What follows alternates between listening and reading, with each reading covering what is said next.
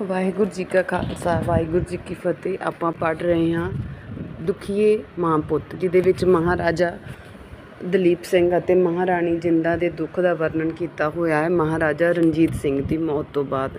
ਆਪਾਂ ਪੜ੍ਹ ਲਿਆ ਕਿ ਕਿਸ ਤਰ੍ਹਾਂ ਹੁਣ ਜਿਹੜਾ ਆ ਮਹਾਰਾਜਾ ਦਲੀਪ ਸਿੰਘ ਨੂੰ ਦੇਸ਼ ਨਿਕਾਲਾ ਦਿੱਤਾ ਜਾ ਰਿਹਾ, ਕਿਸ ਤਰ੍ਹਾਂ ਉਹਨਾਂ ਨੂੰ ਲਾਹੌਰ ਤੋਂ ਬਾਹਰ ਵਲਾਇਤ ਵਾਸਤੇ ਜਿਹੜਾ ਵਾ ਉਹ ਭੇਜਣ ਦੀ ਤਿਆਰੀ ਕੀਤੀ ਜਾ ਰਹੀ ਹੈ ਲਾਰਡ ਡਲਹੌਜੀ ਵੱਲੋਂ। ਅਤੇ ਅੱਗੇ ਆਪਾਂ ਸ਼ੁਰੂ ਕਰਨਾ ਹੈ। ਹਿੰਦੁਸਤਾਨ ਤੋਂ ਕੂਚ ਕਰਦੇ ਹਨ।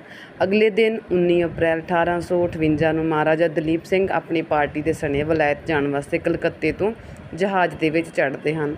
ਅੱਗੇ ਹੈ ਤੀਜਾ ਕਾਂਡ, ਕਲਕੱਤੇ ਤੋਂ ਕਿਸ ਤਰ੍ਹਾਂ ਤੁਰਦੇ ਹਨ ਮਹਾਰਾਜਾ ਦਲੀਪ ਸਿੰਘ ਜੀ। 19 ਅਪ੍ਰੈਲ 1854 ਈਸਵੀ ਨੂੰ ਮਹਾਰਾਜਾ ਦਲੀਪ ਸਿੰਘ ਵਲਾਇਤ ਜਾਣ ਵਾਸਤੇ ਕਲਕੱਤੇ ਤੋਂ ਜਹਾਜ਼ 'ਤੇ ਚੜ੍ਹਦੇ ਹਨ। ਬੰਗਾਲ ਸਮੁੰਦਰ ਨੂੰ ਚੀਰਦਾ ਹੋਇਆ ਜਹਾਜ਼ ਇੱਕ ਪਾਸੇ ਹਿੰਦ ਦੇ ਇੱਕ ਕਾਲੇ ਪਾਣੀਆਂ ਦੇ ਟਾਪੂ ਛੱਡੇ ਜਾ ਰਿਹਾ ਸੀ।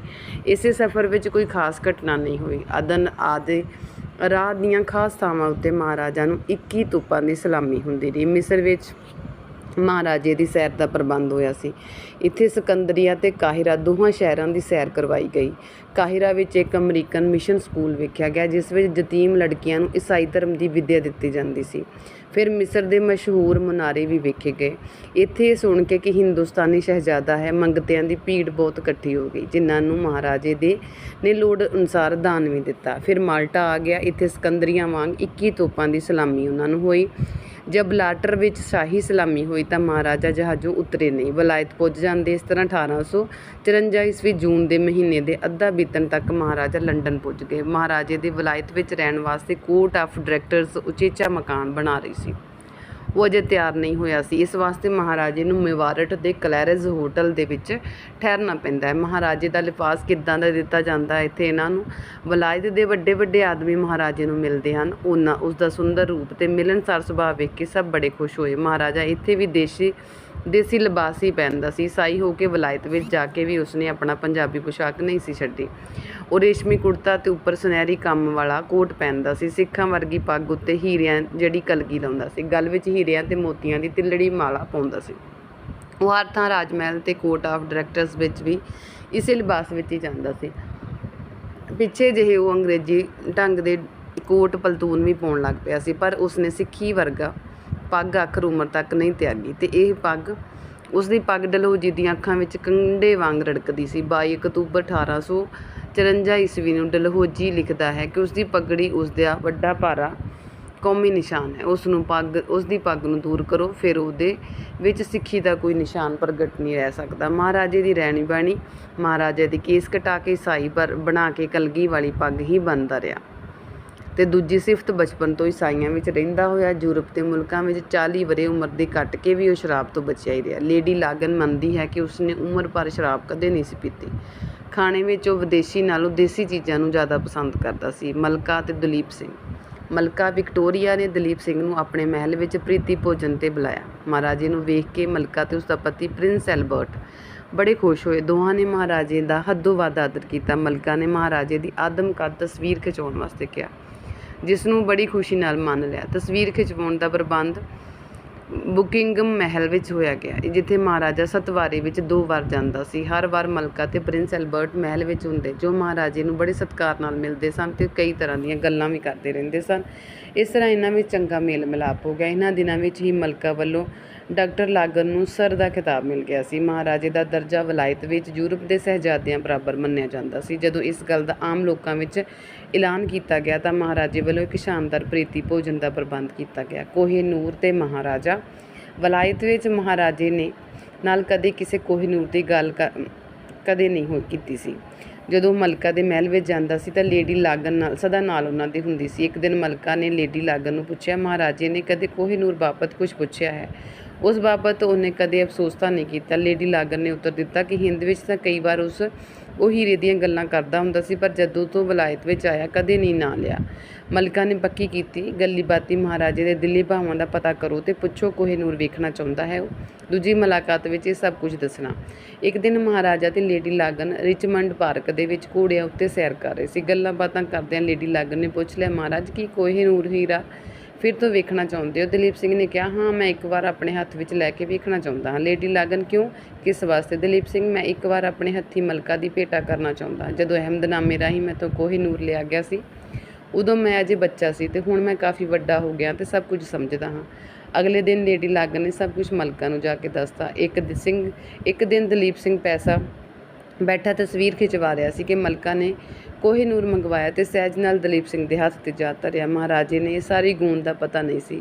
ਅਚਨਚੇਤ ਉਸਨੇ ਕੋਹਿਨੂਰ ਆਪਣੇ ਹੱਥਾਂ ਵਿੱਚ ਡਿੱਠਾ। ਹੋਰ ਕੋਈ ਬੰਦਾ ਹੁੰਦਾ ਤਾਂ ਸ਼ਾਇਦ ਉਸ ਦੇ ਮਨ ਵਿੱਚ ਕੀ ਹਾਲਾਤ ਹੁੰਦੇ, ਪਰ ਦਲੀਪ ਸਿੰਘ ਉਸੇ ਤਰ੍ਹਾਂ ਸ਼ਾਂਤ ਚਿੱਤ ਉਸ ਨੂੰ ਉਲਟਾ ਕੇ ਵੇਖਦਾ ਰਿਹਾ। ਮਲਕਾ ਨੇ ਪੁੱਛਿਆ, ਆਪ ਇਸ ਨੂੰ ਪਛਾਣਦੇ ਹੋ? ਦਲੀਪ ਸਿੰਘ ਨੇ ਬਾਰੀ ਕੋਲ ਜਾ ਕੇ ਉਸ ਨੂੰ ਚੰਗੀ ਤਰ੍ਹਾਂ ਵੇਖਿਆ ਅਤੇ ਉੱਤਰ ਦਿੱਤਾ, ਹਾਂ ਇਹ ਕੋਹਿਨੂਰ ਹੈ। ਚਮਕ ਤਾਂ ਅੱਗੇ ਨਾਲੋਂ ਵੱਧ ਗਈ ਹੈ, ਪਰ ਪਹਿਲਾਂ ਨਾਲੋਂ ਛੋਟਾ ਹੋ ਗਿਆ। ਫਿਰ ਬੜੇ ਆਦਰ ਨਾਲ ਉਸਨੇ ਕੋਹਿਨੂਰ ਮਲਕਾ ਦੀ ਭੇਟਾ ਕੀਤਾ ਅਤੇ ਚੁੱਪਚਾਪ ਆਪਣੀ ਥਾਂ 'ਤੇ ਬੈਠਾ ਰਿਹਾ। ਉਹਦੇ ਚਿਹਰੇ ਉੱਤੇ ਘਬਰਾਹਟ ਜਾਂ ਅਫਸੋਸ ਦਾ ਕੋਈ ਨਿਸ਼ਾਨ ਨਹੀਂ ਸੀ। ਮਲਕਾ ਅਤੇ ਸ਼ਹਿਜ਼ਾਦਿਆਂ ਨਾਲ ਦਲੀਪ ਸਿੰਘ ਦਾ ਮੇਲ ਵੱਧ ਗਿਆ। ਬਹੁਤ ਵਾਰੀ ਮਹਾਰਾਜੇ ਨੂੰ ਪ੍ਰੀਤੀ ਭੋਜਨ ਦਿੱਤੇ ਜਾਂਦੇ ਸਨ। ਉਹ ਅਸ਼ੋਬੋਰਨ ਵਿੱਚ ਪ੍ਰਿੰਸ ਕੰਸਰਟ ਨੂੰ ਮਿਲਣ ਗਿਆ। ਮਹਾਰਾਜੇ ਦਾ ਆਦਰ ਤੇ ਡਲਹੌਜੀ ਨੂੰ ਬਹੁਤ ਜ਼ਿਆਦਾ ਸਾੜਾ ਹੋਇਆ ਇਸ ਗੱਲ ਦਾ। ਇਹ ਫੋਕਾ ਆਦਰ ਵੇਖ ਕੇ ਡਲਹੌਜੀ ਸਹਾਰ ਨਾ ਸਕਿਆ ਅਤੇ ਉਸ ਸਹਾਰਦਾ ਵੀ ਕਿਵੇਂ? ਉਹ ਨਹੀਂ ਚਾਹੁੰਦਾ ਸੀ ਕਿ ਜਿਸ ਮਹਾਰਾਜੇ ਨੂੰ ਬੜੀ ਬੇਰਹਿਮੀ ਅਤੇ ਬੇਇਨਸਾਫੀ ਨਾਲ ਤਖ਼ਤੋਂ ਲਾ ਕੇ ਧੂੰਏਂ ਦਾ ਫਕੀਰ ਬਣਾਇਆ ਸੀ, ਉਸ ਨੂੰ ਵਲਾਇਤ ਦੀ ਮਲਕਾ ਅਤੇ ਸ਼ਹਿਜ਼ਾਦੀ ਨਾਲ ਬਿਠਾ ਕੇ ਖਾਣਾ ਖਵਾਉਣ। ਉਹ 22 ਅਕਤੂਬਰ 1854 ਨੂੰ ਲਿਖਦਾ ਹੈ ਕਿ ਚੰਗਾ ਹੈ ਕਿ ਮਹਾਰਾਜੇ ਅਤੇ ਸ਼ਾਹੀ ਘਰਾਣੇ ਦਾ ਮਿਲਾਪ ਉਸ ਬੋਰਨ ਵਿੱਚ ਚੰਗੇ ਸਮੇਂ ਹੋਇਆ, ਪਰ ਮੈਨੂੰ ਡਰ ਹੈ ਕਿ ਨਿੱਤ ਵੱਧਦਾ ਰਸੂਖ ਉਸ ਦੀ ਆਉਣ ਵਾਲੀ ਜ਼ਿੰਦਗੀ ਵਾਸਤੇ ਲਾਭਦਾਇਕ ਨਹੀਂ ਹੋ ਸਕਦਾ। ਜੇ ਉਹ ਵਲਾਇਤ ਵਿੱਚ ਹੀ ਰਹੇ ਅਤੇ ਉੱਥੇ ਹੀ ਮਰ ਜਾਵੇ ਤਾਂ ਸਭ ਅੱਛਾ ਹੈ, ਪਰ ਜੇ ਉਹ ਹਿੰਦੁਸਤਾਨ ਵਿੱਚ ਵਾਪਸ ਆ ਗਿਆ ਤਾਂ ਜਿਸ ਦਾ ਵਲਾਇਤ ਵਿੱਚ ਇੰਨਾ ਆਦਰ ਕੀਤਾ ਜਾਂਦਾ ਹੈ, ਜੋ ਉੱਥੇ ਮਲਕਾ ਅਤੇ ਸ਼ਹਿਜ਼ਾਦਿਆਂ ਨਾਲ ਬਹਿ ਕੇ ਪ੍ਰੀਤੀ ਭੋਜਨ ਛਕਦਾ ਹੈ, ਤਾਂ ਇੱਥੇ ਆਪਣੀ ਪਦਵੀ ਅਤੇ ਸ਼ਾਨ ਵਿੱਚ ਤਬਦੀਲੀ ਵੇਖ ਕੇ ਨਿਰਾਸ਼ ਹੋਵੇਗਾ, ਕਿਉਂਕਿ ਹਿੰਦੁਸਤਾਨ ਵਿੱਚ ਜਦੋਂ ਉਸ ਨੂੰ ਵਾਇਸਰਾਏ ਦੀ ਮੁਲਾਕਾਤ ਵਾਸਤੇ ਹਾਜ਼ਰ ਹੋਣਾ ਪਵੇਗਾ ਤਾਂ ਉਸ ਨੂੰ ਵਾਇਸਰਾਏ ਦੀ ਦਹਿਲੀਜ਼ ਉੱਤੇ ਜੁੱਤੀ ਲਾਉਣੀ ਪਵੇਗੀ ਅਤੇ ਕੁਝ ਜ਼ਰੂਰੀ ਕਰਨਾ ਪਵੇਗਾ। ਇਹ ਕੰਮ ਉਸ ਨੂੰ ਉਹ ਪਸੰਦ ਨਹੀਂ ਕਰੇਗਾ। Prince of Wales, Prince Alfred ਅਤੇ ਦਲੀਪ ਸਿੰਘ ਵਿੱਚ ਪਿਆਰ ਅਤੇ ਚਿੱਠੀ ਪੱਤਰ ਸ਼ੁਰੂ ਹੋ ਗਏ। ਉਹਨਾਂ ਆਪਸ ਵਿੱਚ ਆਪਣੇ ਫੋਟੋ ਵਟਾਏ, ਇੱਕ ਦੂਜੇ ਦੇ ਜਨਮ ਦਿਨ 'ਤੇ ਮਿਤਰਾਨੇ ਵਜੋਂ ਤੋਹਫੇ ਵੀ ਭੇਜੇ ਜਾਣ ਲੱਗੇ। ਮਹਾਰਾਜੇ ਦੇ ਜਨਮ ਉੱਤੇ ਮਲਕਾ ਵੀ ਤੋਹਫੇ ਘੱਲਦੀ ਸੀ। ਪਾਰਲੀਮੈਂਟ ਵਿੱਚ ਵੀ ਮਹਾਰਾਜਾ ਮਲਕਾ ਦੇ ਕੋਲ ਬਹਿੰਦਾ ਹੁੰਦਾ ਸੀ। ਲਾਰਡ ਹਾਰਡਿੰਗ ਨੇ ਮਹਾਰਾਜੇ ਨੂੰ ਆਪਣੇ ਘਰ ਬੁਲਾ ਕੇ ਪ੍ਰੀਤੀ ਭੋਜਨ ਵੀ ਦਿੱਤਾ। ਫਿਰ ਕੁਝ ਸਮੇਂ ਵਾਸਤੇ ਸਕਾਟਲੈਂਡ ਵਿੱਚ ਸੈਰ ਕਰਨ ਵੀ ਗਏ। ਈਡਨਬਰਗ ਵਿੱਚ ਉਹ ਲਾਰਡ ਮਰਟਨ ਦੇ ਘਰ ਰਿਹਾ। ਵਾਪਸ ਮੁੜਦਿਆਂ ਯਾਰਕਸ਼ਾਇਰ ਵਿੱਚ ਸਰ ਚਾਰਲਸ ਵੁੱਡ ਦੇ ਘਰ ਹਿਕਟਨ ਹਾਲ ਵਿੱਚ ਮਹਾਰਾਜਾ ਇੱਕ ਹਫ਼ਤਾ ਵੀ ਰਹੇ ਸਨ। ਯੂਨੀਵਰਸਿਟੀ ਵਿੱਚ ਦਾਖਲ ਹੋਣ ਦੀ ਉਹਨਾਂ ਨੂੰ ਆਗਿਆ ਨਹੀਂ ਮਿਲਦੀ। ਵਲਾਇਤ ਪੁੱਜਣ 'ਤੇ ਕੰਪਨੀ ਵੱਲੋਂ ਪਹਿਲਾਂ ਕੋਚੋਰਪਿਸ਼, ਵਿਬਲੰਡਨ ਵਿੱਚ ਅਤੇ ਫਿਰ ਰੋਹੈਪਟਨ ਵਿੱਚ ਮਹਾਰਾਜੇ ਨੂੰ ਨਿਵਾਸ ਦਿੱਤਾ ਗਿਆ। ਇੱਥੇ ਉਹਨਾਂ ਨੇ ਯੂਨੀਵਰਸਿਟੀ ਪਾਸ ਕਰਨ ਦੀ ਇੱਛਾ ਪ੍ਰਗਟ ਕੀਤੀ, ਪਰ ਸਰਕਾਰ ਹਿੰਦ ਵੱਲੋਂ ਇਹਨਾਂ ਨੂੰ ਆਗਿਆ ਨਾ ਮਿਲੀ। ਡਲਹੌਜੀ ਦਾ ਪਹਿਲਾਂ ਹੀ ਮਹਾਰਾਜੇ ਨੂੰ ਉੱਚੀ ਵਿੱਦਿਆ ਦੇਣ ਦੇ ਵਿਰੋਧ ਸੀ। ਫਤਿਹਗੜ੍ਹ ਵਿੱਚ ਉਸਨੇ ਇਸ ਗੱਲ 'ਤੇ ਇਤਰਾਜ਼ ਕੀਤਾ ਸੀ।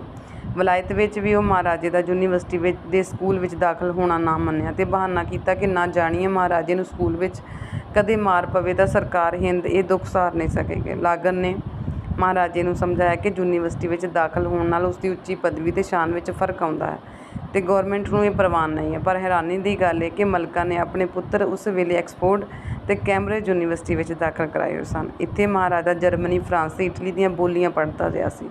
ਰੋਹੈਪਟਨ ਵਿੱਚ ਰਹਿੰਦਿਆਂ ਹੋਇਆ ਉਹ ਪਰਥਸ਼ਾਇਰ ਵਿੱਚ ਸ਼ਿਕਾਰ ਖੇਡਣ ਵੀ ਗਿਆ ਸੀਗਾ।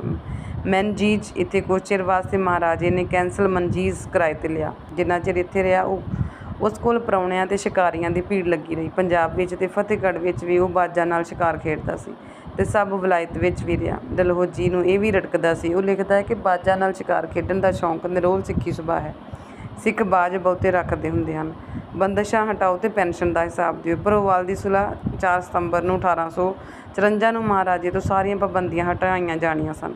ਇਸੇ ਵੇਲੇ ਉਸਨੇ 16 ਸਾਲ ਦੀ ਉਮਰ ਦਾ ਜਵਾਨ ਹੋ ਜਾਣਾ ਸੀ। ਅਕਤੂਬਰ 1854 ਵਿੱਚ ਮਹਾਰਾਜੇ ਨੇ ਲਾਗਨ ਨੂੰ ਕਿਹਾ, ਹਿੰਦੀ ਕਾਨੂੰਨ ਅਨੁਸਾਰ ਮੈਂ ਹੁਣ ਜਵਾਨ ਹੋ ਗਿਆ, ਸੋ ਮੇਰੇ ਘਰ ਤੋਂ ਸਭ ਬੰਦਸ਼ਾਂ ਹਟਾ ਦਿੱਤੀਆਂ ਜਾਣ। ਮੈਨੂੰ ਆਪਣਾ ਪ੍ਰਬੰਧ ਆਪ ਕਰਨ ਦੀ ਆਗਿਆ ਮਿਲੇ ਅਤੇ ਸੁਲ੍ਹਾ ਅਨੁਸਾਰ ਘੱਟ ਤੋਂ ਘੱਟ 4 ਲੱਖ ਦਾ ਹਿਸਾਬ ਮੇਰੇ ਹੱਥ ਵਿੱਚ ਦਿੱਤਾ ਜਾਵੇ। ਮਹਾਰਾਜੇ ਦੇ ਆਖਣ ਉੱਤੇ ਲਾਗਨ ਨੇ ਡਲਹੌਜੀ ਨੂੰ ਲਿਖਿਆ, ਜਿਸ ਦਾ ਡਲਹੌਜੀ ਨੇ ਕੋਈ ਤਸੱਲੀ ਬਖਸ਼ ਕੋਈ ਉੱਤਰ ਨਾ ਦਿੱਤਾ। ਦਲੀਪ ਸਿੰਘ 2 ਸਾਲ ਵਾਸਤੇ ਵਲਾਇਤ ਗਿਆ।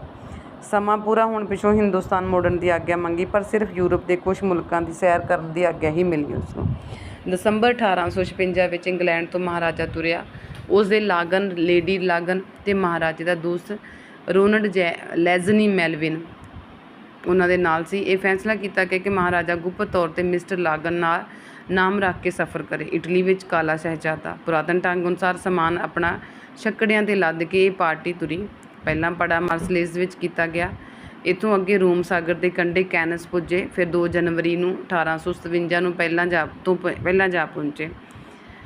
ਇੱਥੇ ਇੱਕ ਅਨੋਖੀ ਘਟਨਾ ਵਾਪਰੀ। ਇੱਕ ਘਰ ਲਾਗਨ ਆਦਿ ਬੁਲਾਏ ਹੋਏ ਰੋਟੀ ਖਾਣ ਗਏ, ਪਰ ਮਹਾਰਾਜਾ ਨਾ ਗਿਆ। ਘਰਵਾਲੀ ਮਹਾਰਾਜੇ ਦਾ ਨਾ ਆਉਣ 'ਤੇ ਅਫਸੋਸ ਕਰ ਰਹੀ ਸੀ, ਤਾਂ ਉਸਦੀ ਛੋਟੀ ਜਿਹੀ ਲੜਕੀ ਲੇਡੀ ਲਾਗਨ ਦੇ ਕੋਲ ਜਾ ਕੇ ਪੁੱਛਣ ਲੱਗੀ ਕਿ ਮਹਾਰਾਜਾ ਸੱਚਮੁੱਚ ਕਾਲਾ ਹੈ। ਇਹ ਸੁਣ ਕੇ ਘਰਵਾਲੀ ਬੜੀ ਸ਼ਰਮਸਾਰ ਹੋਈ ਅਤੇ ਲੜਕੀ ਨੂੰ ਘੂਰੀ ਵੱਟ ਕੇ ਕਹਿਣ ਲੱਗੀ, ਤੈਨੂੰ ਕਿਹਨੇ ਦੱਸਿਆ? ਤਾਂ ਲੜਕੀ ਨੇ ਭੋਲੇ ਭਾਅ ਹੀ ਕਹਿ ਦਿੱਤਾ, ਤੁਸੀਂ ਜੋ ਸਵੇਰੇ ਕਾਲੇ ਮਹਾਰਾਜ ਦੀਆਂ ਗੱਲਾਂ ਕਰਦੇ ਸੀ। ਇਹ ਸਾਰੀ ਕਹਾਣੀ ਮਹਾਰਾਜੇ ਨੂੰ ਸੁਣਾਈ ਗਈ ਤਾਂ ਉਸਨੇ ਛੋਟੀ ਲੜਕੀ ਨੂੰ ਕੋਲ ਸੱਦ ਕੇ ਉਸ ਨਾਲ ਹੱਸਦਿਆਂ ਗੱਲਾਂ ਬਾਤਾਂ ਕੀਤੀਆਂ। ਲੜਕੀ ਬੜੀ ਖੁਸ਼ ਹੋਈ ਅਤੇ ਘਰ ਜਾ ਕੇ ਕਹਿਣ ਲੱਗੀ, ਮਹਾਰਾਜਾ ਕਾਲਾ ਨਹੀਂ, ਲੋਕ ਐਵੇਂ ਕਹਿੰਦੇ ਨੇ, ਉਹ ਤਾਂ ਬਹੁਤ ਸੋਹਣਾ ਹੈ। ਫਿਰ ਰੋਮ ਦੇ ਵਿੱਚ ਚਲਾ ਜਾਂਦੇ ਮਹਾਰਾਜਾ ਰਣਜੀਤ ਸਿੰਘ ਦੇ ਪੁੱਤਰ ਮਹਾਰਾਜਾ ਦਲੀਪ ਸਿੰਘ। ਕੈਨਸ ਦੇ ਨੇੜੇ ਤੇੜੇ ਪਹਾੜੀਆਂ ਦੀ ਸੈਰ ਕਰਦੇ ਉਹ ਫਿਰ ਅਗਾਂਹ ਤੁਰੇ ਅਤੇ 19 ਜਨਵਰੀ ਤੋਂ ਪਹਿਲਾਂ ਜਨੋਵਾ ਪੁੱਜੇ। ਇੱਥੋਂ ਦੀਆਂ ਮਸ਼ਹੂਰ ਥਾਵਾਂ ਦੀ ਸੈਰ ਕਰਕੇ ਫਲੋਰਸ ਪਹੁੰਚਦੇ ਹਨ, ਜੋ ਖਾਸ ਕਰ ਵੰਨ ਸੁਵੰਨੇ ਫੁੱਲਾਂ ਕਰਕੇ ਬਹੁਤ ਹੀ ਮਸ਼ਹੂਰ ਹੁੰਦੀ ਸੀ। ਰੋਮ ਦੇ ਵਿੱਚ ਕੈਨਸ ਦੇ ਨੇੜੇ ਤੇੜੇ ਪਹਾੜੀਆਂ ਦੀ ਸੈਰ ਕਰਕੇ ਉਹ ਫਿਰ ਅਗਾਂਹ ਤੁਰੇ ਅਤੇ 19 ਜਨਵਰੀ ਤੋਂ ਪਹਿਲਾਂ ਜਨੋਵਾ ਪੁੱਜੇ। ਇੱਥੋਂ ਦੀਆਂ ਮਸ਼ਹੂਰ ਥਾਵਾਂ ਦੀ ਸੈਰ ਕਰਕੇ ਫਲੋਰਸ ਪੁੱਜੇ, ਜੋ ਖਾਸ ਕਰਕੇ ਵੰਨ ਸੁਵੰਨੇ ਫੁੱਲਾਂ ਕਰਕੇ ਮਸ਼ਹੂਰ ਹੈ। ਇੱਥੇ ਕੁਝ ਪਤਵੰਤਿਆਂ ਬੰਦਿਆਂ ਨੂੰ ਮਿਲ ਮਿਲਾ ਕੇ ਮਸ਼ਹੂਰ ਸ਼ਹਿਰ ਰੋਮ ਦੇ ਵਿੱਚ ਪਹੁੰਚਦੇ ਹਨ। ਇੱਕ ਦਿਨ ਇੱਥੇ ਪੋਪ ਦੀ ਅਸਵਾਰੀ ਜਾਂਦੀ ਵੇਖੀ, ਜਿਸ ਨੂੰ ਰੋਮ ਦੇ ਲੋਕ ਗੋਡਿਆਂ ਭਾਰ ਹੋ ਕੇ ਸਲਾਮ ਕਰਦੇ ਸਨ। ਰੋਮ ਵਿੱਚ ਮਹੀਨਾ ਕੁ ਰਹੇ ਅਤੇ ਉਸ ਤੋਂ ਬਾਅਦ ਇੱਥੇ ਹੀ ਖਾਸ ਥਾਂ ਪੋਪ ਦਾ ਮਹਿਲ, ਪਾਰਲੀਮੈਂਟ ਘਰ, ਗਿਰਜੇ, ਲੈਕਚਰਰ ਹਾਲ, ਥੀਏਟਰ, ਫੋਟੋਗ੍ਰਾਫਾਂ ਦੇ ਮੂਰਤ ਘਰ ਵੇਖੇ ਅਤੇ ਲੈਕਚਰਰ ਅਤੇ ਰਾਗ ਸੁਣੇ ਵੀ। ਪੋਪ ਦੇ ਖੰਡਰ 12 ਮਾਰਚ ਨੂੰ ਰੋਮ ਤੋਂ ਤੁਰੇ, ਸਹਿਜੇ ਨੇਪਾਲਸ ਦੇ ਨੇੜੇ ਜਾ ਪਹੁੰਚੇ। ਇੱਥੇ ਵਿਕਟੋਰੀਆ ਹੋਟਲ ਵਿੱਚ ਠਹਿਰੇ। ਇੱਥੇ ਹੀ ਪੋਪੇ ਅਤੇ ਹਰਕੁਲਿਅਮ ਦੇ ਮਸ਼ਹੂਰ ਖੰਡਰ ਵੇਖੇ। ਇੱਕ ਪਾਸੇ ਸਮੁੰਦਰ, ਇੱਕ ਪਾਸੇ ਜਵਾਲਾਮੁਖੀ ਵਿਸੂਵੀਅਸ ਪਹਾੜ ਸੀ। ਕਦੇ 2000 ਸਾਲ ਪਹਿਲਾਂ ਇਹ ਦੋਵੇਂ ਪੋਪੇ ਅਤੇ ਹਰਕੁਲਿਅਮ ਸ਼ਹਿਰ ਬੜੀ ਸ਼ਾਨ ਨਾਲ ਵਸਦੇ ਸਨ। ਇੱਕ ਦਿਨ ਇਸੇ ਜਵਾਲਾਮੁਖੀ ਵਿਸੂਵੀਅਸ ਵਿੱਚ ਇੰਨੀ ਬਲਦੀ ਰਾਖ ਨਿਕਲ ਕੇ ਇਸੇ ਪਾਸੇ ਪਈ, ਜਿਸ ਥੱਲੇ ਦੋਵੇਂ ਸ਼ਹਿਰ ਦੱਬੇ ਗਏ। ਕੁੱਗ ਵਸਦੇ ਸ਼ਹਿਰ, ਸੁੰਦਰ ਅਟਾਰੀਆ, ਰਮਣੀਕ ਸੈਰਗਾਹਾਂ ਸਭ ਸਵਾਦ ਦੇ ਢੇਰੀ ਵਿੱਚ ਬਦਲ ਗਈਆਂ। ਇੱਥੋਂ ਤੱਕ ਕਿ ਬਾਕੀ ਦੁਨੀਆ ਨੂੰ ਯਾਦ ਵੀ ਨਾ ਰਹਿ ਕੇ ਇੱਥੇ ਕੋਈ ਵਸੋਂ ਵੀ ਸੀ। ਕਈ ਸਦੀਆਂ ਪਿੱਛੋਂ ਏਕੇਰਾ ਨੇਪਲਜ਼ ਸ਼ਹਿਰ ਵਾਸਤੇ ਪਾਣੀ ਦੇ ਨਲਕੇ ਦੱਬਣ ਲਈ ਖੁਦਾਈ ਕਰਦਿਆਂ ਦੱਬੀ ਹੋਈ ਵਸੋਂ ਦੇ ਕੁਝ ਨਿਸ਼ਾਨ ਮਿਲੇ। ਸਹਿਜੇ ਦੋਵੇਂ ਸ਼ਹਿਰ ਕੱਢ ਲਏ ਗਏ। ਛੱਤਾਂ ਤੋਂ ਬਿਨਾਂ ਮਕਾਨ ਖਲੇ ਸਨ। ਉੱਚੇ ਸਿੱਧੇ ਥੰਮ, ਬਰਾਂਦਰੀਆਂ, ਮਹਿਲ, ਅਦਾਲਤਾਂ, ਪੱਥਰ ਦੀਆਂ ਮੂਰਤੀਆਂ ਦੁਨੀਆ ਦੇ ਮਸ਼ਹੂਰ ਅਚੰਭਿਆਂ ਵਿੱਚੋਂ ਇੱਕ ਸਨ, ਜੋ ਬੀਤੀਆਂ ਜ਼ਿੰਦਗੀਆਂ ਦੀ ਰਹਿ ਚੁੱਕੀ ਯਾਦ ਸਨ। ਇਸ ਤਰ੍ਹਾਂ 7 ਫਰਵਰੀ 1856 ਨੂੰ ਡਲਹੌਜ਼ੀ ਨੇ ਅਵਧ ਰਾਜ ਜ਼ਬਤ ਕੀਤਾ। ਉੱਥੋਂ ਦੇ ਬਾਦਸ਼ਾਹ ਵਾਜਿਦ ਅਲੀ ਨੂੰ 15 ਲੱਖ ਰੁਪਏ ਸਾਲਾਨਾ ਪੈਨਸ਼ਨ ਅਤੇ ਉਸਦੇ ਜਾਤੀ ਖਰਚਿਆਂ ਵਾਸਤੇ ਦਿੱਤੀ ਗਈ ਅਤੇ ਬਾਕੀ ਸੰਬੰਧੀਆਂ ਅਤੇ ਨੌਕਰਾਂ ਵਾਸਤੇ ਇਸ ਤੋਂ ਵੱਖਰਾ ਗੁਜ਼ਾਰਾ ਦਿੱਤਾ ਗਿਆ। ਇਹ ਪਹਿਲੀ ਘਟਨਾ ਸੀ ਜਿਸ ਨੂੰ ਦਲੀਪ ਸਿੰਘ ਆਪਣੇ ਨਾਲ ਤੋਲ ਸਕਦਾ ਸੀ। ਇਸ ਨੇ ਮਹਾਰਾਜੇ ਦੇ ਦਿਲ 'ਤੇ ਬੜਾ ਅਸਰ ਕੀਤਾ। ਉਹ ਹੈਰਾਨ ਸੀ ਕਿ ਇੰਨਾ ਫਰਕ ਕਿਉਂ। ਵਾਜਿਦ ਅਲੀ ਇਕੱਲੇ ਵਾਸਤੇ 15 ਲੱਖ ਸਾਲਾਨਾ ਅਤੇ ਮੇਰੇ ਪਰਿਵਾਰ ਦੇ ਨੌਕਰਾਂ ਵਾਸਤੇ 4 ਤੋਂ 5 ਲੱਖ। 9 ਦਸੰਬਰ 1856 ਨੂੰ ਚਿੱਠੀ ਲਿਖੀ ਜਾਂਦੀ ਹੈ। ਮਹਾਰਾਜੇ ਦੇ ਹਿੰਦੁਸਤਾਨ ਮੁੜਨ ਦਾ ਸਮਾਂ ਵੀ ਨੇੜੇ ਆ ਰਿਹਾ ਸੀ, ਸੋ ਉਸਨੇ ਸਰਕਾਰ ਨਾਲ ਲਿਖਾ ਪੜ੍ਹੀ ਸ਼ੁਰੂ ਕੀਤੀ। ਇਟਲੀ ਤੋਂ ਤੁਰਨ ਤੋਂ ਪਹਿਲਾਂ 9 ਦਸੰਬਰ 1856 ਨੂੰ East India company court of directors ਦੇ ਪ੍ਰਧਾਨ ਮੀਤ ਪ੍ਰਧਾਨ ਨੂੰ ਚਿੱਠੀ ਲਿਖੀ ਗਈ। ਹਿੰਦੁਸਤਾਨ ਦੇ ਕਾਨੂੰਨ ਅਨੁਸਾਰ ਮੈਂ ਜਵਾਨ ਬਾਲਗ ਹੋ ਗਿਆ। ਹੁਣ ਮੈਂ ਆਪਣਾ ਪ੍ਰਬੰਧ ਆਪ ਕਰਨ ਦਾ ਹੱਕਦਾਰ ਅਤੇ ਖਾਹਿਸ਼ਮੰਦ ਵੀ ਹਾਂ। ਅਗਲੇ ਅਕਤੂਬਰ ਵਿੱਚ ਮੇਰੇ ਹਿੰਦੁਸਤਾਨ ਤੁਰਨ ਤੋਂ ਪਹਿਲਾਂ ਮੇਰੀ ਆਉਣ ਵਾਲੀ ਜ਼ਿੰਦਗੀ ਦੀ ਤੇ ਪਦਵੀ ਬਾਰੇ ਹਰ ਗੱਲ ਦਾ ਸਾਫ਼ ਫੈਸਲਾ ਹੋਣਾ ਚਾਹੀਦਾ ਹੈ। ਮੈਂ ਬੇਨਤੀ ਕਰਦਾ ਕਿ ਆਪਣੇ ਆਪ ਪਹਿਲੀ ਫੁਰਸਤ ਵਿੱਚ ਮੇਰਾ ਮਾਮਲਾ ਕੋਰਟ ਆਫ ਡਾਇਰੈਕਟਰਸ ਦੇ ਧਿਆਨ ਵਿੱਚ ਲਿਆਓ, ਤਾਂ ਕਿ ਗਵਰਨਰ ਜਨਰਲ ਨੂੰ ਆਪਣਾ ਫੈਸਲਾ ਦੇਣ ਵਾਸਤੇ ਕਾਫੀ ਸਮਾਂ ਮਿਲੇ। ਮੈਂ ਆਸ ਰੱਖਦਾ ਕਿ ਮੇਰੀ ਆਉਣ ਵਾਲੀ ਜ਼ਿੰਦਗੀ ਦੇ ਪ੍ਰਬੰਧ ਬਾਰੇ ਫੈਸਲਾ ਕਰਨ ਵੇਲੇ ਉਹਨਾਂ ਗੱਲਾਂ ਦਾ ਖਾਸ ਧਿਆਨ ਰੱਖਿਆ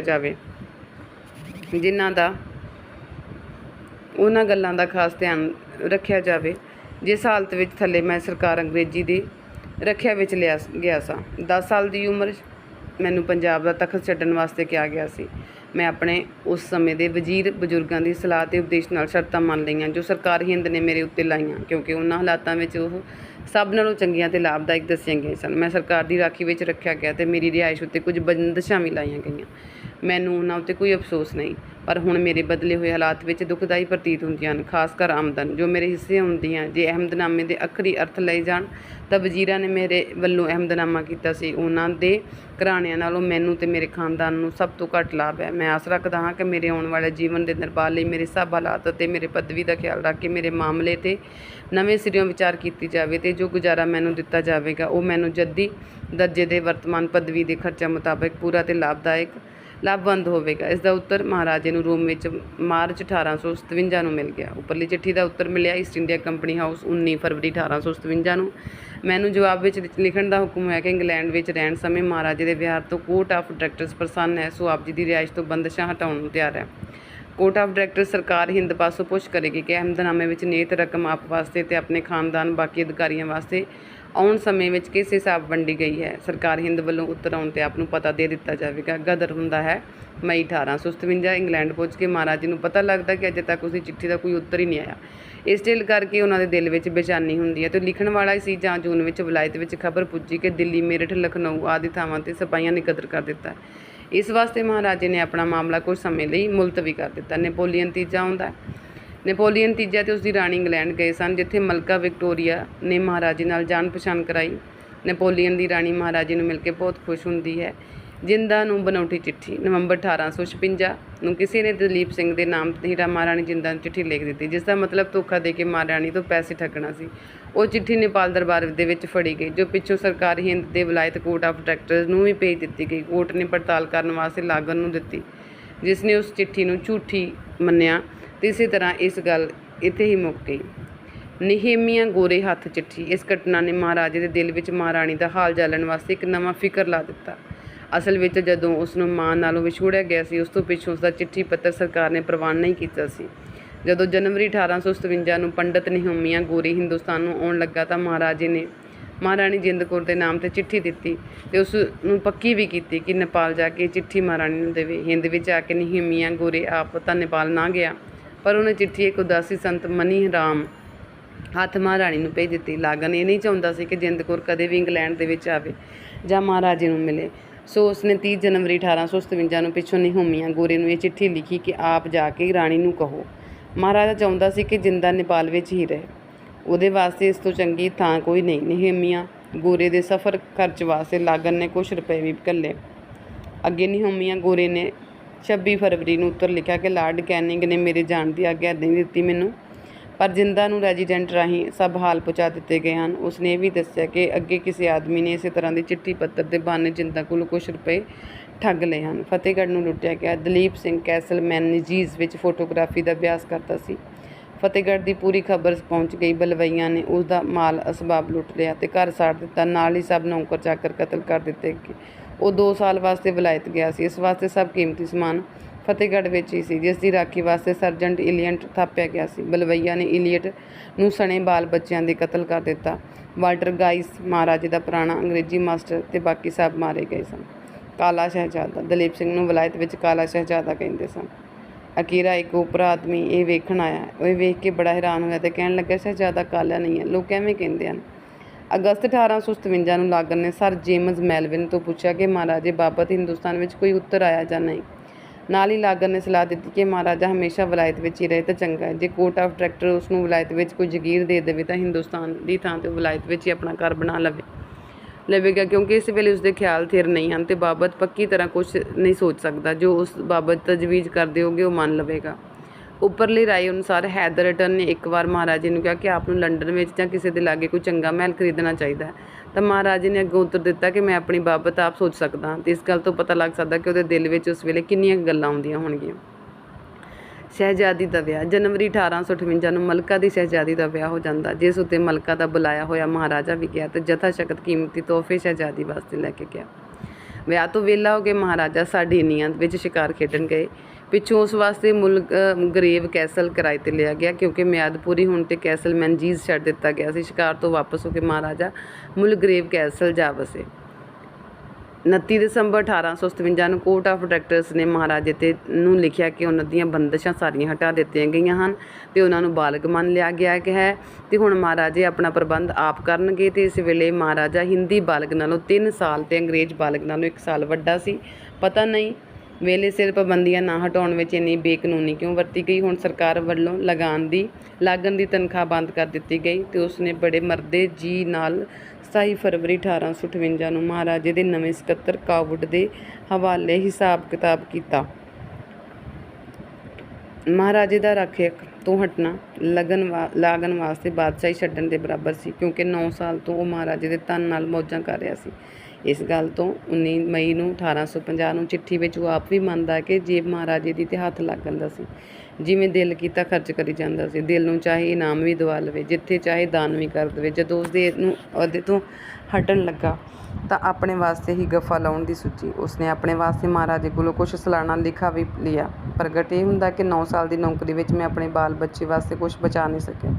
ਇਸ ਵਾਸਤੇ ਮਹਾਰਾਜਾ ਖੁਸ਼ੀ ਨਾਲ ਮੈਨੂੰ ਕੁਛ ਦੇਣਾ ਚਾਹੁੰਦਾ ਹੈ। ਮਹਾਰਾਜੇ ਕੋਲ ਕੋਰਟ ਆਫ ਡਾਇਰੈਕਟਰਸ ਨੂੰ ਖੱਤ ਵੀ ਲਿਖਵਾਇਆ ਗਿਆ। ਕੰਪਨੀ ਮੇਰੀ ਪੈਨਸ਼ਨ ਵਿੱਚੋਂ ਲਾਗਣ ਨੂੰ 833 ਰੁਪਏ 5 ਆਨੇ 4 ਪਾਈ ਮਾਹਵਾਰ ਦਿੰਦੀ ਰਹੀ, ਜਿਸ ਦੇ ਉੱਤਰ ਵਿੱਚ ਕੰਪਨੀ ਦੇ ਸਕੱਤਰ ਨੇ 10 ਮਾਰਚ 1858 ਨੂੰ ਲਿਖਿਆ ਕਿ ਲਾਗਣ ਮਹਾਰਾਜੇ ਕੋਲੋਂ ਕੁਛ ਨਹੀਂ ਲੈ ਸਕਦਾ। ਇਸ ਤਰ੍ਹਾਂ ਲਾਗਣ ਵਿਚਾਰੇ ਦਾ ਬਣਿਆ ਬਣਾਇਆ ਕੰਮ ਰਹਿ ਗਿਆ। ਅਪ੍ਰੈਲ ਲਾਗਣ ਨੇ ਕੰਪਨੀ ਦੀ ਨੌਕਰੀ ਤੋਂ ਅਸਤੀਫਾ ਦੇ ਦਿੱਤਾ। ਫਿਰ ਦਰਖਾਸਤ ਕੀਤੀ ਕਿ ਜੋ ਕੁਛ ਮਹਾਰਾਜਾ ਮੈਨੂੰ ਦਿੰਦਾ ਹੈ ਮਿਲਣਾ ਚਾਹੀਦਾ ਹੈ, ਪਰ ਅਫਸੋਸ ਕੰਪਨੀ ਦੇ ਪ੍ਰਧਾਨ ਕਰਮਚਾਰੀ ਫਿਰ ਵੀ ਨਾ ਮੰਨੇ। 2 ਅਗਸਤ 1858 ਨੂੰ ਹਿੰਦੁਸਤਾਨ ਈਸਟ ਇੰਡੀਆ ਕੰਪਨੀ ਕੋਲੋਂ ਸਰਕਾਰ ਬਰਤਾਨੀਆ ਨੇ ਲੈ ਲਿਆ ਤੇ 1 ਨਵੰਬਰ ਨੂੰ ਮਲਕਾ ਵਿਕਟੋਰੀਆ ਨੇ ਇਸ ਗੱਲ ਦਾ ਐਲਾਨ ਵੀ ਕਰ ਦਿੱਤਾ। ਕੁਰਗ ਦੀ ਸ਼ਹਿਜ਼ਾਦੀ ਜਦ ਈਸਾਈ ਬਣੀ, ਮਲਕਾ ਨੇ ਧਰਮ ਦੀ ਧੀ ਬਣਾਈ ਹੋਈ ਸੀ। ਵਲਾਇਤ ਵਿੱਚ ਉਹ ਪਹਿਲਾਂ ਵੀ ਇੱਕ ਵਾਰ ਮਹਾਰਾਜੇ ਨੂੰ ਮਿਲੀ ਸੀ, ਪਰ ਜੁਲਾਈ 1858 ਤੋਂ ਤਾਂ ਉਹ ਲੇਡੀ ਲਾਗਣ ਦੀ ਰੱਖਿਆ ਵਿੱਚ ਸੀ। ਇਸ ਵਾਸਤੇ ਮਹਾਰਾਜੇ ਨਾਲ ਮਿਲਾਪ ਕੁਛ ਵੱਧ ਗਿਆ ਸੀ। ਲੇਡੀ ਲਾਗਣ ਤੇ ਡਾਕਟਰ ਲਾਗਣ ਮੁੱਦਤ ਤੋਂ ਚਾਹੁੰਦੇ ਸਨ ਕਿ ਮਹਾਰਾਜਾ ਕੁਰਗ ਦੀ ਸ਼ਹਿਜ਼ਾਦੀ ਨੂੰ ਆਪਣੀ ਰਾਣੀ ਬਣਾ ਲਵੇ। ਲੇਡੀ ਲਾਗਣ ਨੇ ਇਹ ਸੁਣ ਕੇ ਕਈ ਵਾਰੀ ਮਹਾਰਾਜੇ ਨੂੰ ਇਸ ਗੱਲ ਦੇ ਇਸ਼ਾਰੇ ਵੀ ਕੀਤੇ ਸੀ। ਅੰਤ ਸਤੰਬਰ 1858 ਵਿੱਚ ਮਹਾਰਾਜੇ ਨੇ ਆਪਣਾ ਪੱਕਾ ਇਰਾਦਾ ਦੱਸ ਦਿੱਤਾ ਕਿ ਮੈਂ ਕੁਰਗ ਦੀ ਸ਼ਹਿਜ਼ਾਦੀ ਵਿਕਟੋਰੀਆ ਗੌਰਮਨ ਨਾਲ ਵਿਆਹ ਨਹੀਂ ਕਰਾਉਣਾ ਚਾਹੁੰਦਾ। ਸ਼ਹਿਜ਼ਾਦਾ ਸ਼ਿਵਦੇਵ ਨੇ ਮਹਾਰਾਜੇ ਨੂੰ ਲਿਖਿਆ ਕਿ ਮੈਂ ਆਪਣੀ ਮਾਂ ਦੀ ਪੈਨਸ਼ਨ ਦੀ ਗੁਜ਼ਾਰੇ ਕਰਦਾ ਹਾਂ। ਹਕੂਮਤ ਨੂੰ ਆਖ ਕੇ ਮੈਨੂੰ ਕੁਛ ਜਗੀਰ ਦਿਵਾਓ ਤਾਂ ਜੋ ਮੈਂ ਵਿਆਹ ਕਰਾ ਸਕਾਂ। ਮਹਾਰਾਜੇ ਦੇ ਆਖਣ ਵੇਖਣ ਤੇ ਸ਼ਹਿਜ਼ਾਦੀ ਨੂੰ ਨਵੰਬਰ 1858 ਨੂੰ 8000 ਦੀ ਜਗੀਰ ਦਿੱਤੀ ਗਈ। ਇਸ ਤਰ੍ਹਾਂ ਨਵੰਬਰ 1849 ਈਸਵੀ ਨੂੰ ਦਲੀਪ ਸਿੰਘ ਨੇ ਲਾਗਣ ਨੂੰ ਅਖਤਿਆਰ ਦਿੱਤੇ ਕਿ ਉਹ ਗੌਰਮੈਂਟ ਨਾਲ ਉਸਦਾ ਹਿਸਾਬ ਕਰੇ, ਪਰ ਗੌਰਮੈਂਟ ਨੇ ਲਾਗਣ ਨੂੰ ਮਹਾਰਾਜੇ ਦਾ ਮੁਖਤਿਆਰ ਮੰਨਣ ਤੋਂ ਨਾਂਹ ਕਰ ਦਿੱਤਾ। ਦਸੰਬਰ 1860 ਵਿੱਚ ਮਹਾਰਾਜੇ ਨੇ ਹਿੰਦੁਸਤਾਨ ਦਾ ਬੰਦੋਬਸਤ ਕੀਤਾ। ਜਾਣ ਦੇ 2 ਕਾਰਨ ਸਨ, ਇੱਕ ਸ਼ੇਰ ਦਾ ਸ਼ਿਕਾਰ ਕਰਨਾ ਤੇ ਦੂਜਾ ਮਹਾਰਾਣੀ ਦਾ ਸਰਕਾਰੀ ਇਲਾਕੇ ਵਿੱਚ ਰਹਿਣ ਦਾ ਪ੍ਰਬੰਧ ਕਰਨਾ। ਇਸੇ ਵੇਲੇ ਮਹਾਰਾਜਾ ਆਪਣੀ ਮਾਂ ਨੂੰ ਮਿਲਣ ਵਾਸਤੇ ਬਹੁਤ ਬੇਬਲ ਹੋਇਆ ਸੀ। ਉਹ ਪੰਜਾਬ ਵਿੱਚ ਜਾ ਕੇ ਆਪਣੀ ਜਨਮ ਭੂਮੀ ਤੇ ਲਾਹੌਰ ਗੁਰੂ ਰਾਮਦਾਸ ਦਾ ਪਵਿੱਤਰ ਸਥਾਨ ਅੰਮ੍ਰਿਤਸਰ ਵੇਖਣਾ ਚਾਹੁੰਦਾ ਸੀ, ਜਿਨ੍ਹਾਂ ਦਾ ਜ਼ਿਕਰ ਉਹ ਕਿਤਾਬਾਂ ਵਿੱਚ ਪੜ੍ਹਦਾ ਸੀ। ਗਵਰਨਰ ਜਨਰਲ ਦੀ ਚਿੱਠੀ ਪੁੱਜੀ। ਮਹਾਰਾਜਾ ਹਿੰਦੁਸਤਾਨ ਵਿੱਚ ਆ ਗਿਆ, ਪਰ ਪੰਜਾਬ ਵਿੱਚ ਨਹੀਂ ਆ ਸਕਦਾ। ਉਹ ਆਪਣੀ ਮਾਂ ਨੂੰ ਮਿਲ ਸਕਦਾ ਹੈ, ਉਹ ਅੰਨ੍ਹੀ ਹੋ ਚੁੱਕੀ ਹੈ। ਮਹਾਰਾਜਾ ਜਨਵਰੀ ਦੇ ਅਖੀਰ ਵਿੱਚ 1861 ਨੂੰ ਕਲਕੱਤੇ ਪਹੁੰਚਦਾ ਹੈ। ਜਹਾਜ਼ੋਂ ਉਤਰਨ ਤੇ 21 ਤੋਪਾਂ ਦੀ ਸਲਾਮੀ ਦਿੱਤੀ ਗਈ। ਕਲਕੱਤੇ ਵਿੱਚ ਸਪੈਨਿਸ਼ ਹੋਟਲ ਵਿੱਚ ਉਤਾਰਿਆ ਗਿਆ। 1861 ਨੂੰ ਲਾਗਣ ਨੇ ਆਪਣੇ ਨਾਂ ਦਾ ਇੱਕ ਹੋਰ ਮੁਖਤਿਆਰਨਾਮਾ ਬਣਾ ਕੇ ਮਹਾਰਾਜੇ ਦੀ ਸਹੀ ਵਾਸਤੇ ਕਲਕੱਤੇ ਭੇਜਿਆ। ਮਹਾਰਾਜੇ ਨੇ ਸਹੀ ਪਾ ਦਿੱਤੀ, ਪਰ ਗੌਰਮੈਂਟ ਨੇ ਮਨਜ਼ੂਰ ਨਾ ਕੀਤਾ। ਦਲੀਪ ਸਿੰਘ ਕਲਕੱਤੇ ਆਉਣਾ ਸੁਣ ਕੇ ਉਸਦੇ ਬਹੁਤ ਸਾਰੇ ਪੁਰਾਣੇ ਦੇਸੀ ਨੌਕਰ ਵੀ ਆ ਇਕੱਠੇ ਹੋਏ। ਰੰਗ ਦੇ ਸਵਾਲ ਪੁੱਛਣ ਲੱਗੇ। ਸ਼ਹਿਜ਼ਾਦਾ ਸ਼ਿਵਦੇਵ ਸਿੰਘ ਵੀ ਇੱਥੇ ਆ ਕੇ ਮਹਾਰਾਜੇ ਨੂੰ ਮਿਲੇ। ਦੋਵੇਂ ਚਾਚਾ ਭਤੀਜਾ ਚਿਰ ਪਿੱਛੋਂ ਵਿਛੜੇ ਮਿਲੇ। ਪਿਛਲੇ ਕਾਂਡ ਵਿੱਚ ਅਸੀਂ ਪੜ੍ਹਿਆ ਕਿ ਮਹਾਰਾਣੀ ਜਿੰਦ ਕੌਰ ਨੂੰ ਨੇਪਾਲ ਦਰਬਾਰ ਨੇ ਆਸਰਾ ਦਿੱਤਾ ਸੀ, 20,000 ਰੁਪਏ ਦੀ ਪੈਨਸ਼ਨ ਲਾਈ ਸੀ। ਅਮਲੀ ਤੌਰ ਤੇ ਜਿੰਦਾ ਇੱਥੇ ਕੈਦਨ ਸੀ। ਉਹ ਨੇਪਾਲ ਦੇ ਰਾਣਾ ਜੰਗ ਬਹਾਦਰ ਨੂੰ ਜਿੰਦ ਕੌਰ ਤੇ ਇੱਥੇ ਰਹਿਣਾ ਭਾਰਾ ਪ੍ਰਤੀਤ ਹੋ ਰਿਹਾ ਸੀ। ਉਹ ਕਿਸੇ ਨਾ ਕਿਸੇ ਬਹਾਨੇ ਮਹਾਰਾਣੀ ਤੋਂ ਖਲਾਸੀ ਚਾਹੁੰਦਾ ਸੀ ਤਾਂ ਕਿ ਉਹ 20,000 ਰੁਪਈਆ ਸਾਲਾਨਾ ਦੇਣਾ ਨਾ ਪਵੇ। ਸੋ ਉਸਨੇ ਮਹਾਰਾਣੀ ਨੂੰ ਹੁਕਮ ਦਿੱਤਾ ਕਿ ਜੇ ਉਹ ਇੱਕ ਵਾਰ ਨੇਪਾਲ 'ਚੋਂ ਬਾਹਰ ਗਈ ਤਾਂ ਮੁੜ ਕੇ ਆਸਰਾ ਨਹੀਂ ਦਿੱਤਾ ਜਾਵੇਗਾ। ਦਲੀਪ ਸਿੰਘ ਨੇ ਕਲਕੱਤੇ ਆਉਂਦਿਆਂ ਹੀ ਆਪਣੀ ਮਾਤਾ ਨੂੰ ਲੈਣ ਵਾਸਤੇ ਆਦਮੀ ਭੇਜੇ। ਜਿਸ ਪੁੱਤਰ ਦੀ ਯਾਦ ਜਿੰਦ ਕੌਰ ਨੇ ਰੋ ਅੱਖਾਂ ਦੀ ਜੋਤ ਗਵਾ ਲਈ ਸੀ, ਉਹ ਬਿਲਕੁਲ ਅੰਨ੍ਹੀ ਹੋ ਚੁੱਕੀ ਸੀ। ਉਸਦਾ ਨਾਂ ਸੁਣਦਿਆਂ ਸਭ ਕੁਝ ਭੁਲਾ ਕੇ ਉਸਨੂੰ ਮਿਲਣ ਵਾਸਤੇ ਤਿਆਰ ਹੋਈ। ਜੰਗ ਬਹਾਦਰ ਵੱਲੋਂ ਫਿਰ ਤਾੜਨਾ ਕੀਤੀ ਗਈ ਕਿ ਜੇ ਮਹਾਰਾਣੀ ਇੱਕ ਵਾਰ ਨੇਪਾਲ ਤੋਂ ਬਾਹਰ ਚਲੇ ਗਈ ਤਾਂ ਵਾਪਸ ਨਹੀਂ ਆ ਸਕੇਗੀ। ਨੇਪਾਲ ਦਰਬਾਰ ਵੱਲੋਂ ਉਸਨੂੰ ਗੁਜ਼ਾਰਾ ਨਹੀਂ ਦਿੱਤਾ ਜਾਵੇਗਾ। ਇੱਧਰੋਂ ਮਹਾਰਾਣੀ ਨੂੰ ਜਵਾਬ ਮਿਲ ਗਿਆ। ਸਰਕਾਰ ਅੰਗਰੇਜ਼ੀ ਵੱਲੋਂ ਕਿਸੇ ਤਰ੍ਹਾਂ ਦੀ ਸਹਾਇਤਾ ਦੀ ਆਸ ਨਹੀਂ ਸੀ ਉਸਨੂੰ। ਫਿਰ ਵੀ ਉਹ ਕਲਕੱਤੇ ਜਾਣ ਨੂੰ ਤਿਆਰ ਹੋ ਗਈ। ਆਪਣੇ ਪੁੱਤਰ ਨੂੰ ਮਿਲਣ ਵਾਸਤੇ ਬੇਵੱਸ ਹੋ ਚੁੱਕੀ ਸੀ। ਇਸ ਬਦਲੇ ਉਸਨੂੰ ਕੋਈ ਜਨਮ ਦਾ ਦੋਸ਼ਕ ਸਾਹਮਣੇ ਨਜ਼ਰ ਨਹੀਂ ਆਉਂਦਾ ਸੀ। ਉਹ ਪਿੱਛੇ ਨਾ ਹਟੀ।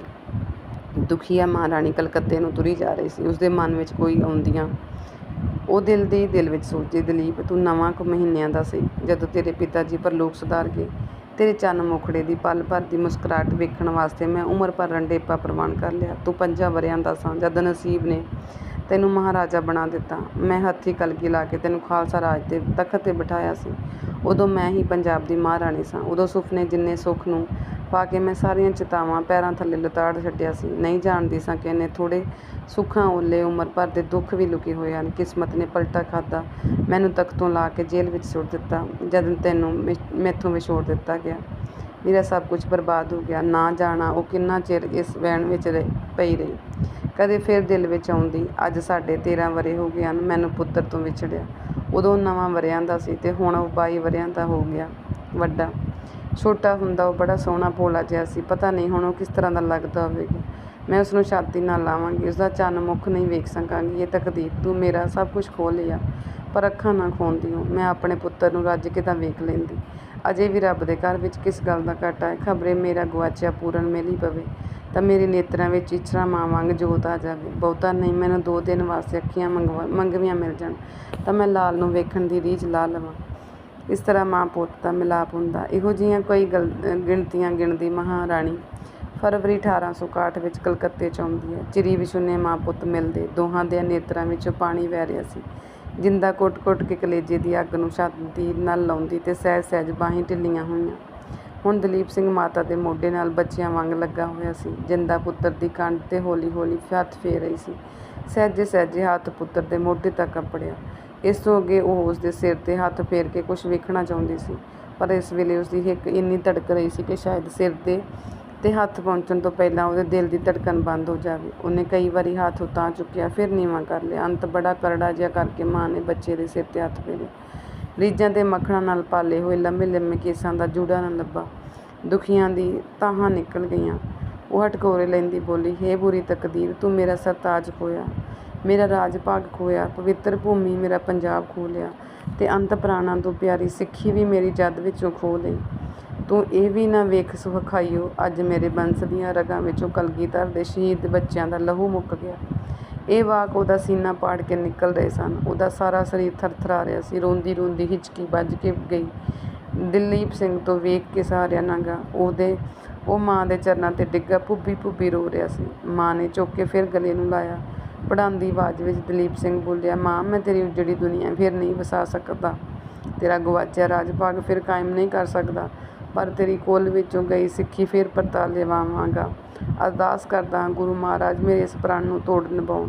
ਦਲੀਪ ਸਿੰਘ ਦੀ ਇੱਛਾ ਹਿੰਦੁਸਤਾਨ ਦੇ ਪਹਾੜਾਂ ਵਿੱਚ ਤੇ ਗਰਮੀਆਂ ਕੱਟਣ ਦੀ ਸੀ, ਪਰ ਜਿੰਦਾ ਨੂੰ ਪਹਾੜਾਂ 'ਤੇ ਜਾਣ ਦੀ ਆਗਿਆ ਨਾ ਮਿਲੀ ਤੇ ਉਹ ਪੁੱਤਰ ਨਾਲੋਂ 1 ਮਿੰਟ ਵੀ ਵਿਛੜਨਾ ਨਹੀਂ ਚਾਹੁੰਦੀ ਸੀ। ਸੋ ਮਹਾਰਾਜਾ ਵੀ ਪਹਾੜਾਂ 'ਤੇ ਨਾ ਗਿਆ।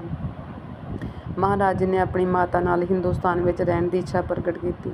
ਉਸਨੇ ਚਾਹਿਆ ਕਿ ਮਹਾਰਾਣੀ ਵਾਸਤੇ ਕਲਕੱਤੇ ਦੇ ਬਾਹਰ ਕੋਈ ਮਕਾਨ ਮਿਲ ਜਾਵੇ। ਉਸਨੇ ਸਰਕਾਰ ਕੋਲ ਬੇਨਤੀ ਕੀਤੀ ਉਹ ਮਹਾਰਾਣੀ ਦੇ ਖੋਏ ਹੋਏ ਗਹਿਣੇ ਵਾਪਸ ਕਰੇ ਤੇ ਗੁਜ਼ਾਰੇ ਵਾਸਤੇ ਵਾਜਬ ਪੈਨਸ਼ਨ ਵੀ ਦੇਵੇ। ਸਰਕਾਰ ਹਿੰਦ ਅਜੇ ਵੀ ਡਰਦੀ ਸੀ, ਸ਼ਾਇਦ ਮਹਾਰਾਣੀ ਕਿਸੇ ਕਿਸਮ ਦੀ ਬਗਾਵਤ ਨਾ ਕਰ ਦੇਵੇ।